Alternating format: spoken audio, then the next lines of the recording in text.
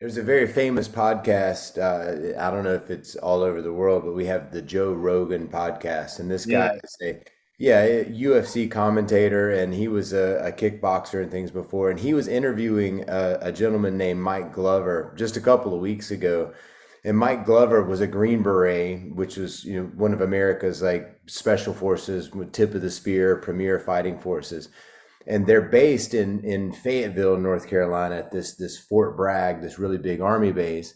And just outside that army base, pre UFC, before anybody in America, before I knew about the Gracies, there was this ninjutsu school, and a lot of my first teachers came from that school. I live in the same state, and a lot of the practitioners and a lot of the teachers there were these Green Beret, and they had settled in. I feel like that should be addressed more. Again, like pre MMA, pre jujitsu, that seemed like a lot of the tip of the spear war fighting guys were choosing ninjutsu strategies as what they wanted to train to prepare themselves for battle. And I want to explore that more. And I'm pushing a little campaign with my friends to get them to message Joe Rogan to see if we could get Stephen Hayes on his podcast. So if you're watching this, you can go to Joe Rogan's site, and there's a sort of a contact us form. And I feel like if we could get enough of us to suggest that, maybe we could do that, because I would love, again, like what you said, to share this with as big an audience as possible so that people can hear, because this discussion is really important. You're talking about, fighting from a guard perspective, fighting from a soldier perspective, fighting in a pride, a prideful sort of like a ritual sort of fight. That they're all different, and people can certainly be myopic and only view it from one angle. I think it's an amazing idea. I personally, I find that Joe Rogan, I think he's hilarious on one hand. Um, I sometimes have to laugh, because nowadays we live in a world, and it sounds very arrogant what I'm going to say. It's going to piss some people off, maybe. Um, you have people like Andrew Tate, um, who I think is really a cool guy, by the way, and Jordan Peterson and Joe Rogan, and they tell people how the world should be or could be better. And most of the things they say, I agree with. It's very very right. But man, where did we go that those kind of people nowadays the heroes? You know what I mean? If that's the best people can come up with, it makes me sad because there's so much smarter people. And like Joe Rogan, let's criticize for a second. As cool as he is, I mean, he's very biased, so he likes the BJJ thing or whatever, and they hype each other. But again, in a warlike situation, even in a riot, we saw in COVID time how people were rioting for toilet paper, basically. Let's see how they riot for food, really, or for water. And you want to pull guard in such a situation? No, forget it. No, no way. You need to know how to fight with weapons and distance management, even to run away, how to run away. And you have to make up your mind before on such things. This is the same methods we used back in medicine and how to treat our doctors and nowadays in coaching and also in martial arts. You need to have a clear frame and clear mindset for what you want to do in the most likely situations that can happen to you. Emotional regulation, self-love, self-confidence, again, like they're very crucial points in our art. And this is basically also the end of the evolutionary state that you asked in the beginning, where our art should probably be heading according to the book. Um, Anybody who gives value to students, doesn't matter if it's Bujinkan, Ginbukan, Jininkan, Ninjutsu Academy, To-Shin Do, Akban, whatever, who gives value in such a vast amount and depth with so many years of experience, shouldn't be paid $60 a month or $80 a month. As a business coach, you charge $600 an hour for that stuff, or 5,000 for a seminar for 2 hours or 3 hours, because that's the value we are giving. And I believe martial arts will also move in that direction. and that's what I mean about depth in knowledge and how wide you see knowledge. And this is, by the way, very much why Feldenkrais in Jiu-Jitsu fused so well, because one of the basic ideas, I hope I remember that right, how Feldenkrais would see personal development would be that you have soul and or genetics. This is hard to change, right? You have education. We're all grown up people. This is hard to change the education because we went through. You of course you have always good self-education, but most people, it's hard for them to stop smoking or after 8 o'clock not to visit the fridge. You have social surrounding. Psychologically speaking, it's not very healthy to delete all your friends and move to a different city and break up contact with everybody. And the last part that defines you as a person is movement. So if you learn very dogmatic movement, you become a very dogmatic narrow thinker. If you are like Taiji or Aikido, you're very spheric and very open. You become a very free, open-minded person, but you lack structure. And to have both in ninjutsu and arts that are similar, this is what gives you the creativity, the structure, the eagerness, the focus and target-oriented mindset, the undogmatic way of achieving that. It's such a beautiful bouquet of flowers that we have at our disposal, and I think this is why I believe it's very necessary that Stephen speaks in the Joe Rogan podcast, because it's time to remind the world that there's more to martial art than just putting God. Mentioning Stephen Hayes, can you tell us a little bit about your relationship personally with him? One of the neat things that I saw in your book is he awarded you this Kan-Shu title, and to get a title, you must have, you guys must have like a real connection. I hooked up with Stephen basically through, I'm not sure if it was Phil Legary, I think it was actually Brandon Mobile. They're really dear friends. And we spoke about certain things, and I said, look, I would love to have Stephen on board. And he said, no, well, let's call him. So we spoke together. There was a time that I think for almost a year that once, twice a month, we had our nightly conversations, nighttime in Israel, daytime in the US. I don't know, somehow personally, I mean, I only knew him from the books. And back in the days, he didn't remember. I was once in his seminar in the 80s in Germany. And almost every conversation we had, I have 6 kids. He also has grandchildren. And so it was very fast a chemistry. Also rooted in very deep respect from my side, because he's basically like a childhood hero to me. And there were so many things that we like together, like the same movies, and we both like shooting and cowboys and kids, and we spoke about education, and then I guess you looked at the material that is out there on YouTube, and I spoke about the situations like with Bujinkan or ninjutsu in Israel, and we have a very similar view on on the Japanese evolution and the situation, how ninjutsu can be, could be, or should be, if there would be a different leadership situation. Mutual feeling that I think Stephen has been robbed, basically, because nowadays people speak about him, they don't even know him, and they don't respect him. And he did something that is, if you think about it, that is so amazing. He took these beautiful old, as I believe, very efficient, very unique special art, and he was able, on one hand, to take out the philosophy, the meaning, the traditional aspect, and all the intrinsic side of that art, and preserve it with Kuji and the way the Japanese lifestyle he lives, and the Mikyu, and how deep he was diving into that field. He's really like he's like a treasure, really like a national treasure. And then on the other hand, he was able to modernize the art and said, that we don't always have to attack with a ski, just come with like a boxer would hit or a street fighter would hit, and let's look at a more modern approach to the art without losing it, actually. And to do that spagat, to do both on such a high level, he gets way too little credit in the martial arts world. Way too little credit in the ninjutsu world. And then what a sweet soul, what a humble person, what an amazing guy. You have to fall in love with him. It's like amazing guy. Yeah, I feel the same way.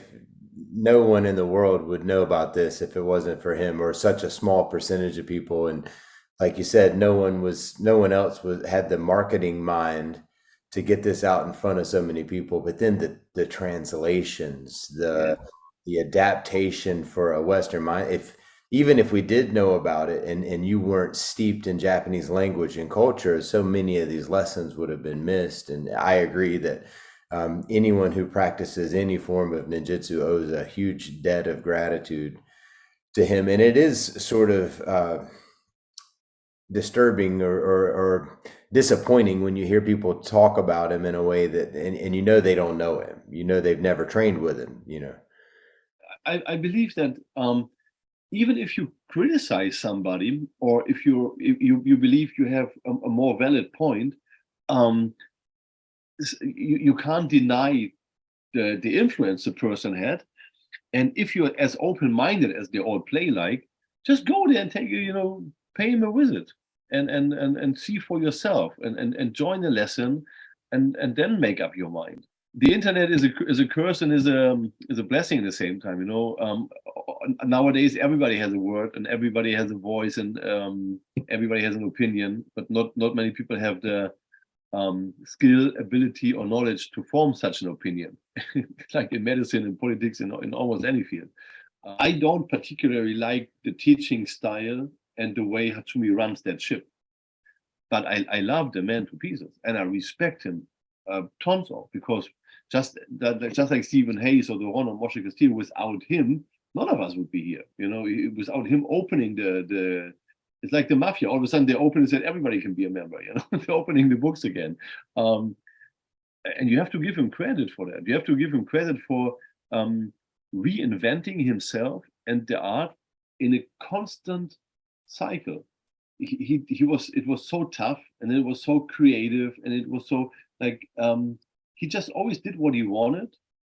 And I could imagine that he would have maybe hoped but never verbalized it, that people would take what he give, but also take the whole art. Because nowadays it's kind of funny, honestly, guys, if you think about it. Like, you have strong, young, beautiful human beings that all move like an 80-year-old guy. um he never tried to move like Takamatsu when he was young. If you see him in the old black and white movies, he was strong, bulky, he was like a machine. He moved like a young man. He didn't try to move like that old turtle. He's not, sorry for being so blunt. The guy was very, very old, and of course he wasn't as athletic anymore, and he wasn't showing off. He was just teaching, and Takamatsu was amazing, but Hatsumi was a young man, um, and trying to learn that art, but he didn't copy him. And nowadays, everybody, young people, they move like an 80 art. So I guess he would always have wished that people would learn the basics more precise, because this is what I mean. Throughout the 80s, 90s, and even early 2000s, when you see Taikais, and back in the days, the master teachers like Ijizuka and Manaka and Nagato and Inoguchi, they would show a kata. They would always stress the basic, do like that, do like that, do like that. They would always they wouldn't show anything fancy. They would show it as strict as possible according to their understanding. And then you have all of a sudden everybody else jumping in the middle, trying to be as creative as possible. Looking at Japan, that's that. What do you see when you look at the training and how it's going in Israel? It seems like it has its own training culture. And then what do you see when you look over at America? And then I wouldn't want to leave out anywhere else in the world that sort of stands out to you, that has their own training culture around ninjutsu. Look, in Israel, it's very hard to see, because I'm biased, because I come from one teacher, and I believe my opinion is he was way better technically, fighting spirit wise, creativity wise, than all the others. And Bujinkan in general, in my opinion, has a bit lost its way even in Israel, even though there are good people here. Akbar with Yossi Sharif, they do it still the old way, and they should be getting all the respect and all the honor they deserve for the way Yossi Sharif is steering that ship towards. In America, like, look, it's always the same problem. It's like you have good people in any organization. So the bigger the organization, usually the more good people you also find. Um, it's just the mindset how they train, and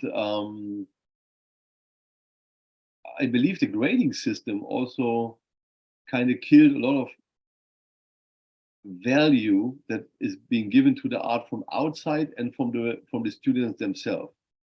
Um, like I know people that I met in Israel that were white belts, green belts when I met them, and 3 years later I see them in a restaurant. They have a 10 down. So you can't tell me that they look into the mirror and feel comfortable with it. And nobody is that dumb actually. So I would ask myself, so why would I get it? I've been offered high downgrades at numerous times from people if I would just write a letter or they can help me, whatever. So what I want to do is that it means nothing to me. I mean, when I started and you were a second dan, this was already like, wow, you're the second dan. So nowadays, people in the same time, and I've seen it countless times in Europe, and I heard it about America. I don't know, and I just heard it that people, they were students of Moshe, of Stephen Hayes, or whatever. They had a green belt or brown belt. They go to Japan for 2 weeks. They come back with a higher downgrade than their teacher. It sounds like a money-making machine a little bit to me. And but again, I don't understand the culture fully. So maybe there might be a reason behind it. I don't have to like the reason. It doesn't have to be a good reason. But I think it destroyed their art a little bit. And like anything psychologically, it's always so multifaceted, because if you have a teacher who's obviously not the downgrade he has around his waist, he's not living up that whole feeling, that whole thing, and his students are hyping him because they want to be part of that. So they're actually helping him to stay in that imaginary world and getting out of that trap. Because in the end, we always have to ask ourselves, how are we actually performing in our art? If you just take the throws out of ninjutsu and go to a judo club and do only randori with them, only throwing, you're going to be surprised. I say I'm almost 190 tall, I mean, good judokas, they can throw me around like a ragdoll. I really have to, do my best to kind of use the game. The same with ground fighting, and the same with boxing. And so we somehow have to make it work in their world, so you can, find the truth in you. But if you never test what you're doing, if you never drill, if you never spar, if you never train with resistance, doesn't mean without care. Shouldn't be injuring somebody, but train with some resistance. Um, it's you fooling your students, and your students could be fooling you. And I think that's a little bit what happened in Japan. That's a great point, and I feel like probably a pretty good place to end on. We've been time has really flown by, but I've immensely enjoyed this conversation. Is there anything that you would like to say to wrap? Yes, even if I might have said things that criticize or hurt people at one point, it all comes from a position of love, because I love the art, and I don't want it to die out. And I see there's a chance for right now, where the art is right now. It's like after a forest fire. It can be that the art dies out, the plant dies, or it can like grow even better. But a forest is an ecosystem where every tree, every fungus, every animal is somehow connected in a way. And I think the more connected, with less ego, more striving, more respect, we all go together, the bigger the chances to bring that art back on its throne, and show the world what we are really doing. But on the way, we should be all, sometimes slaughtering holy cows, and take ourselves back for the art, because it's something that I love, you love, many people who share with us the video, I guess, have a strong feeling towards what they're doing. So just to continue like that wouldn't be leading to somebody's successful. And I'm scared from that, because we have something unique and we should preserve it. I absolutely agree. If people were looking to find out more information about you and any efforts that you're putting out right now, where would people find you? Um, Where will people find me? I have a Instagram account new. They would probably find me on email, yakovschacht@gmail.com. But as I said, I don't really have a dojo anymore. I teach at different places in Israel, a lot of like charity projects also. And I'm mostly into doing ninjutsu nowadays on seminars, or ninjutsu basically, as you would say, with words. Because like the system we have with Ichimonji and Sanshin Kata and Goku no Kata and Kion Happo, this is very much part of the Fibonacci spiral, and it's a way of personal development. It's a way of business development, and it's amazing how fast you can help people, business and personal life wise, to achieve their goals. Mr. Schacht, I want to say thank you so much for taking the time to meet with us today. Thank you so much for you that are watching. Continue to follow us. You can follow us on YouTube, the Ninja Everyday channel. Then my channel, Chapel Hill Quest Martial Arts, is the channel of my dojo. And of course, we're on Facebook and Instagram and things like that. All right, my friends, until next time, Ninja Everyday.